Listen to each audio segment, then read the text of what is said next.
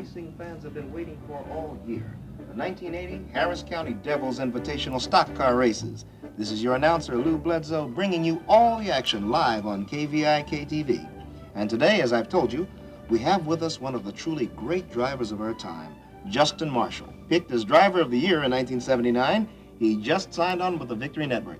Justin, let me welcome you again to the KVIK sports team. Well, thanks, Lou. It's good to be working at KVIK, and it's good to be back in Harris County. Well, that's right. You copped first place in the Devil's Invitational, 10 years ago, right? And you kept right on going, too, into Formula One racing. What were you, 3 points from being the #1 international driver last year? 2. 2 points from the top, ladies and gentlemen. Well, I reckon these old dirt tracks look pretty tame to you now, No way, Lou. I tell you the truth, there's no crowd better than the stock car racing crowd, and there's no thrill bigger than taking home that silver cup. I don't care if it's Grand Prix or Le Mans or whatever. I don't think I've had a better thrill than I did the day that I won that race right here. Well, there you have it, folks. A real testimonial to the skill, daring, and plain old guts of the stock car races. Justin, we're mighty glad to have you back in Texas. And we hope you're just as glad to be back with your old fans. Well, you'd have to be crazy not to be glad to be back in Texas. You're right about that, partner. And now let's have a word from those good folks that bottle Wolf River beer. Remember, when the wolf howls, give him Wolf River beer.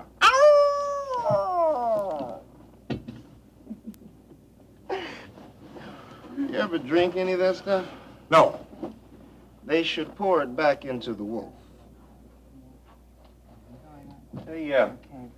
Hey, boss lady. Yes? How did I do? Okay. Just okay? All right. You did very well, and you know it. So keep your mind on your work and off me. I'll try, Sam. I'll try real hard. Why?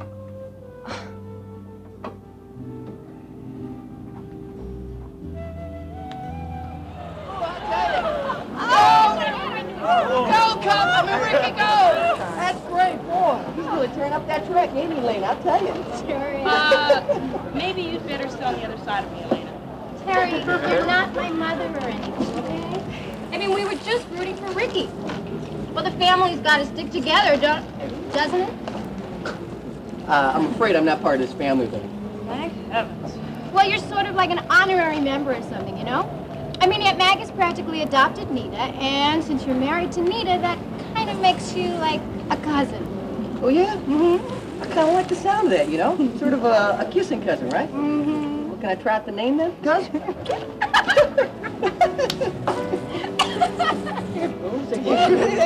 She said no. Oh, Billy Joe. You always spoil everything.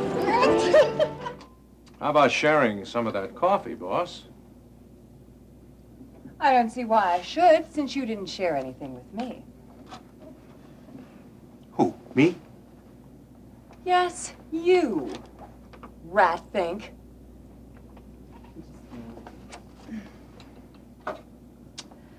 You know, you could have told me about this whole thing. I mean, you didn't have to let me make a complete fool out of myself.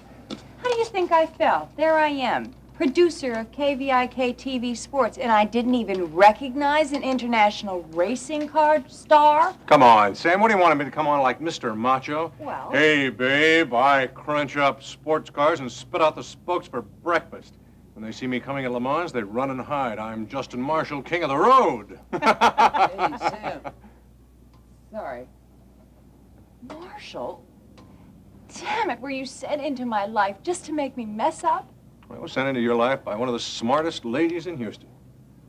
Vicki Bellman. She knows we're in a ratings war, and she knows what makes those viewers turn that dial. I thought you got the job. Because you thought I was one of Rena's old flames. Well, that spark has had time to settle. I mean, it's been 10 years. Although there may be a few smoldering embers lying about. Look, I couldn't care less about you or Rena or any leftover campfires. Oh, I thought a little Girl Scout like you would be interested in dousing a few flames. Not for love or money. And speaking of money... I'd better go earn mine, right? Uh-huh. And not before I make you admit how I've made your life a little richer, a little fuller. Richer and fuller? And for a guy that you thought didn't know the difference between a camshaft and a carburetor, I do have some hidden qualities. Well hidden. But they're there. You ain't seen nothing yet, babe. Get back to work. $149 for that little bit of hay? Well, that's not right. I'm going to have to speak to Max about that. And wait for a check from Pretty Boy sale before I'll be able to pay any of these. Come in. Hello, Mrs. Marshall. Ah, Mr. Connor. You're heaven sent. Sparing me from looking at all these bills here today. Well, I think I can do more than that. I got my uncle to agree to that deal we were talking about the other day. The one that would free the ranch from the rest of Michael's estate? Mm-hmm. Alex agreed to a quit claim on all ranch property. Now, that'll be partial payment on the River Oaks house. I was right, Mr. Connor. You are heaven sent. I'll bet you were sent down from heaven in a chariot to bring me that news. Huh? Oh, ma'am, just a helicopter. Well, thank you, Mr. Connor. You're a fine young man. I don't care what anybody says. Thank you, ma'am. I just want to tell you how sorry I am for Dawn's little upset the other night. Oh, that's all right, Mrs. Marshall. I understand. It was just pretty bad timing on my part. Well, I know you didn't bring that briefcase to carry your lunch. Where are the papers? There's always some form or other. Absolutely. Now, if you will just sign right here. Now I'll have to get the other heirs to sign. Is Ginny around? Oh, she's down at the stables. I'll get her. If you don't mind, I'll go down there and see her myself. I'll save you the trip. Well, now, that's very nice of you to save me a few steps. You just go right on What's down there. he doing here, Grandma? Still trying to buy Daddy's house? Alex Wheeler's flunky? Now, just a minute, Oh, Miss don't try to Marshall. deny it. I saw your boss. He was in Daddy's house. Our house. He just couldn't wait until it was legally his. He tipped his hand. Alex didn't mean to deceive anybody. Oh, didn't he? Well, then why did he send you? Why didn't he make the offer himself? Or is he incapable of doing anything that's honest and above board? He made the offer through Stryker because he thought it was best for the family. He's trying to Best help for them. the family? Oh, how can you lie like that? Alex Wheeler doesn't care about the Marshalls. He's sitting up there at the top of the world building like a vulture, just waiting for the next one of the Marshalls to show some weakness. That's not true. A liar. Grandma, tell him to get off of our property. I'll do no such thing. Now, I've heard just about enough out of you, Dawn. Now, you calm down and listen to me. Oh, but Grandma, you don't know. This man never told you.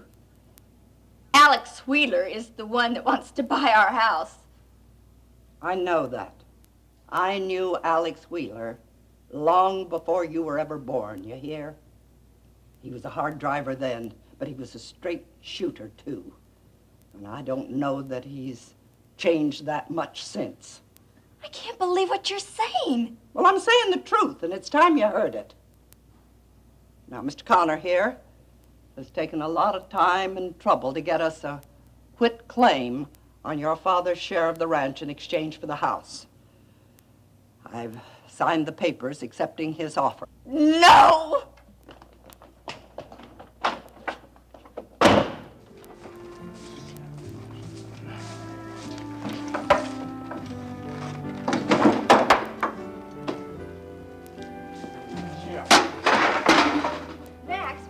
doing?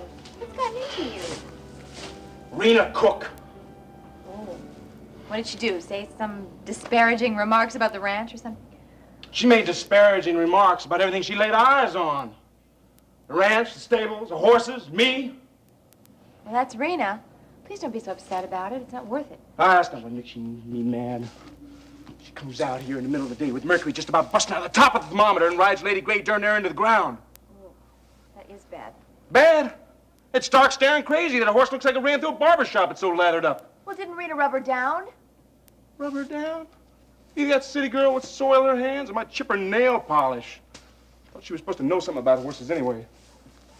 Well, she doesn't. What was she doing at the horse show? I thought she won all them prizes.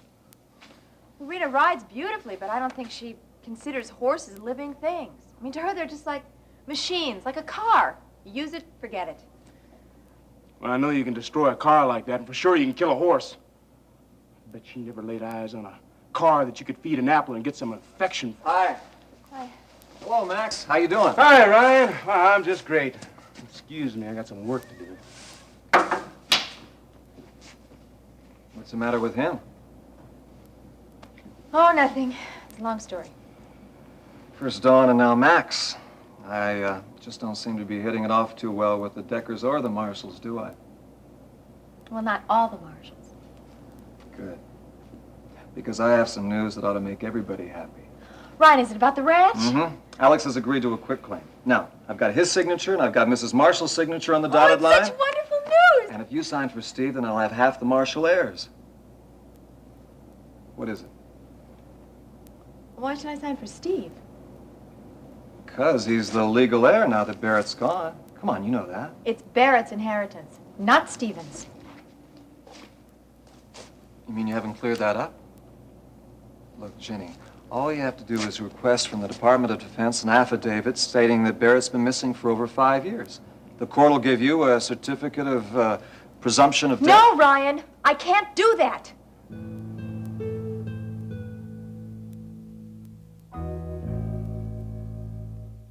We've got a real human interest story on the track today. Who tells me that Ralph Jones of Port Arthur was in a bad wreck about 2 years ago? Doctors told him he'd be lucky to Oh, drive. thanks heavens. Those boys drive like they're crazy. You think they'd want to get killed. Car number 43 I don't know if I should have come here. I was having a real good time, but seeing these boys bang into each other makes me nervous. Hey, that's life, baby. I mean, you know, people smash into each other all the time. All that matters is who comes out on top. You really think so, Billy Joe? Might not. Sure. The law of the jungle. It's the law of a bunch of animals, not people. Decent folks don't live like that. Oh, yeah? How'd you think all these oil moguls made it to the top? By selling Girl Scout cookies? No, but they You didn't bet your go... life they didn't. They didn't have a bunch of fancy lawyers, half them be in jail already. They're not so smart. They just don't get caught, that's all. There goes Ricky Decker. He's making his move. Car number 22 is pulling out in front of Dunham. They're doing some pretty fancy maneuvering. He's got him. Ricky Decker is finally pulling out farther in front of Dunham. Wait a minute. They're running into trouble on turn 4. Oh, Decker's car number 22 has just been hit. Looked like Decker suddenly lost control. He's back on the track. His car's on fire. Tighten up on that wreck, 3. Hold it! Justin's gonna get him out. He's having some trouble freeing Decker from the seatbelts. That metal must be red hot.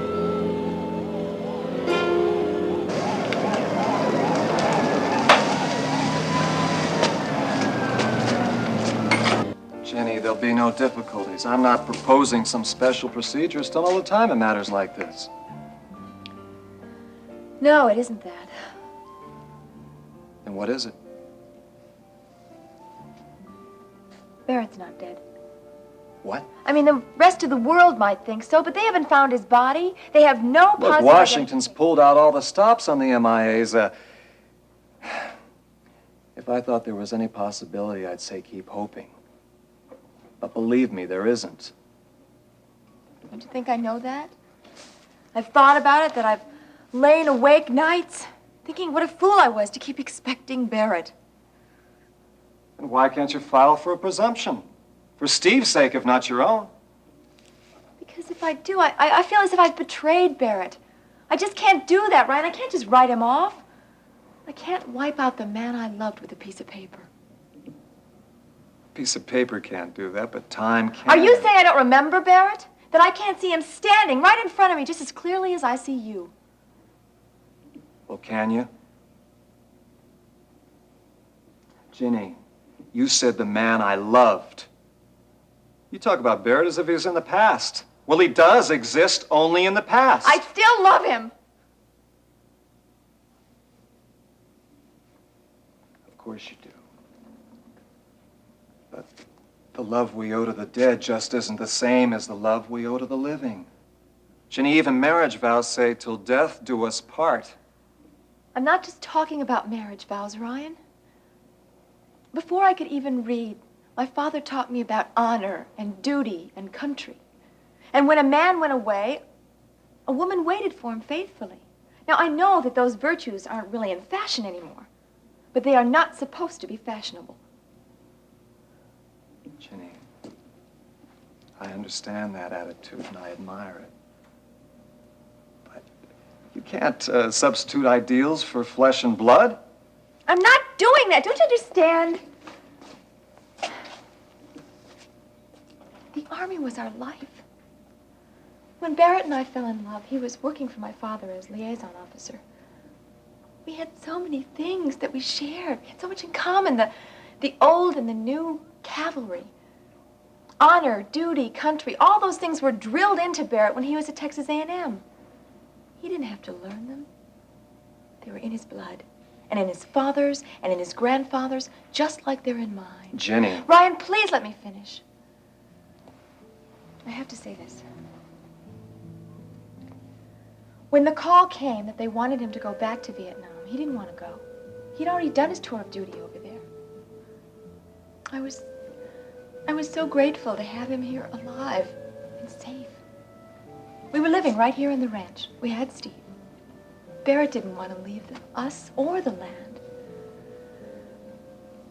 He knew that the war was lost. It was only a matter of time. But he told me that it was his duty. That he knew the war. He knew the country.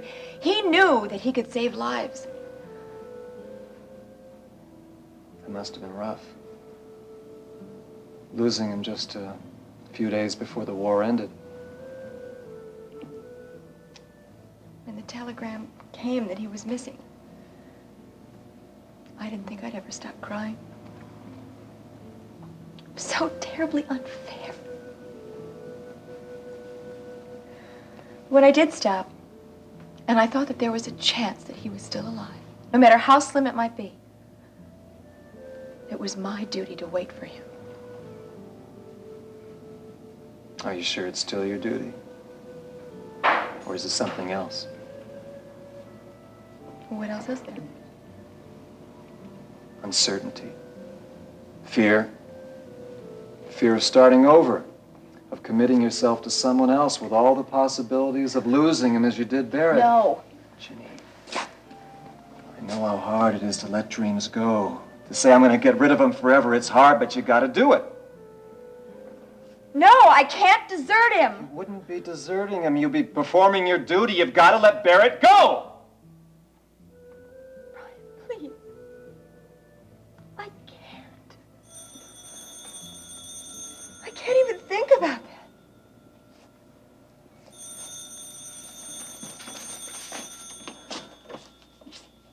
Hello? What? Elena, is that you? Honey, stop. I can't understand a word you're saying. Elena. Oh, no. Oh, Lord. Ryan, go get Max. It's urgent, right away. Of course. Max! Give me just a minute. Max is on his... Settle Max! down. Ginny's on the phone. Something's wrong. Elena. Max, it's Elena. Ricky's crashed. Elena, what happened? Ricky isn't... Thank heaven. Well, how bad is it? Elena, will you get a hold of yourself? I can't... What? Terry, thank heaven you're there. Yeah, you stay with me. You stay right with him. I'll be in as soon as I can. All right. Ricky's not... No, but he's in bad shape. Car hit him, went out of control, smashed into a wall, and burst into flames. Where is he? They take him to the Gulf Coast Hospital. Jenny, look, I gotta drive in. You tell Kate I'll call as soon as I know any more. No, forget the car. I came down in Alex's helicopter. It'd be a lot quicker to go back in it. All right, let's go. Max. Kate and I will be praying for him. One more thing. You tell Kate I'll be checking in on Justin, too. It seems like he got himself hurt pulling Ricky out of that damn car.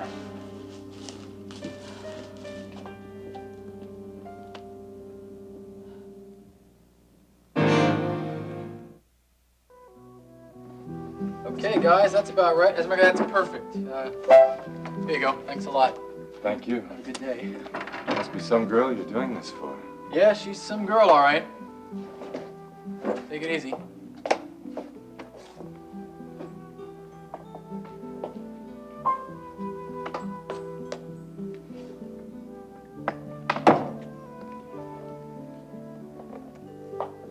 Dennis, Dawn, what are you doing here? aren't you glad to see me? Well, yes, of course I'm glad to see you. You ruined my surprise. Surprise? Oh, the piano. Yeah, the piano, except I was going to give it a real shine and put some forget-me-nots all around it, you know? Hey, aren't you glad I brought it here? Oh, Dennis, I love you for giving me the piano. And I love you for being here when I need you. I love you. Well, hey, I love you too, but well, what's wrong? I thought you were going back to the ranch. I did. Well, what happened? It was awful. What? Ryan Connor was there. Oh, he'd been there before, telling us that he had an offer on the house through Stryker Bellman's office. Lies. Well, did you tell your grandmother that it was Alex Wheeler who wanted to buy the house? Yes. I told her, but she already knew. She did. Well, she must have thrown Connor right out the door. No. She fell all over him. I can't believe that. Your grandmother wouldn't sell your father's house to Alex Wheeler. She said she'd sell it to the devil if it would help save her precious ranch. It is her life, you know. You can't expect her to stop caring about it. Well, it's like she stopped caring about me, about Daddy. Like she's forgotten about him. Look, I can't believe that. Well, you didn't see her. I opened the door and there she was, laughing and smiling with Alex Wheeler's flunky. It's getting to where I'm afraid to open doors anymore. Afraid of what I might find. You're thinking about your father, aren't you? How could he do this to me? How could he abandon me? I know there are no answers. But sometimes I dream that I open the door to the study and nothing's there. Nothing.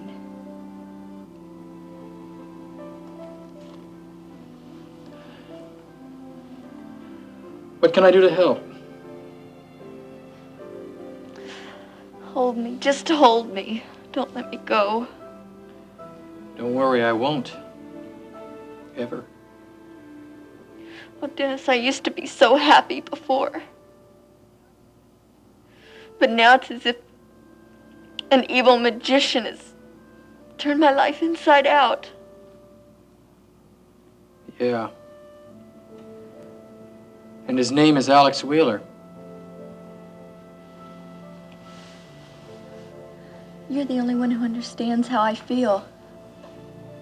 You and Justin. Everyone else is sold out.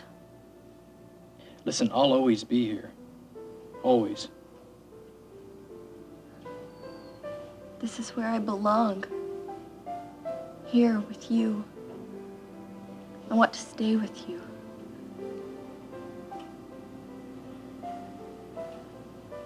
I'd like that too. But your grandmother... She doesn't care about me. All she and Jenny care about is saving their precious ranch. I don't mean a thing to her.